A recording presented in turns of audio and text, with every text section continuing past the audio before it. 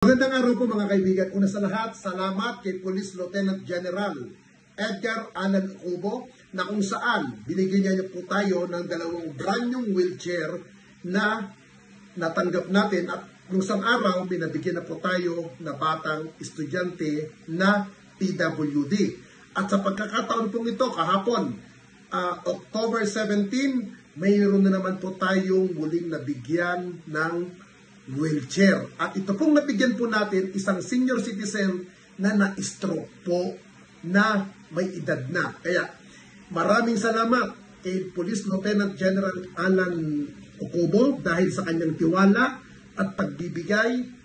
Hindi natin magagawa ito kung hindi po dahil sa inyo. At syempre, maraming salamat kay Boss Jed Manalang at sa MCARS dahil sila po ang parating sumusuporta. Dahil sila po ang dahilan kung bakit po natin napipick up yung mga bigay po na wheelchair sa atin na atin din pong ipinamimigay.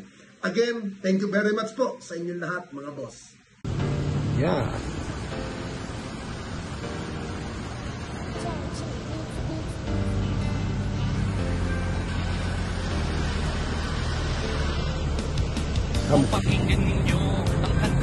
Ang 149 na yan. Ngayon, October 17, 2025.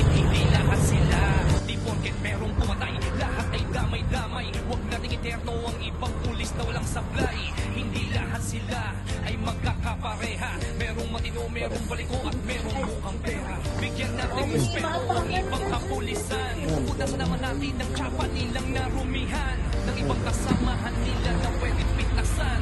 Huwag nating lahatin kasi lahat din tulisan. Bawat pulis ay mayroong pagkakaiba. Bro. Mayroong mabuti at mayroong Binatak mo mukhaan.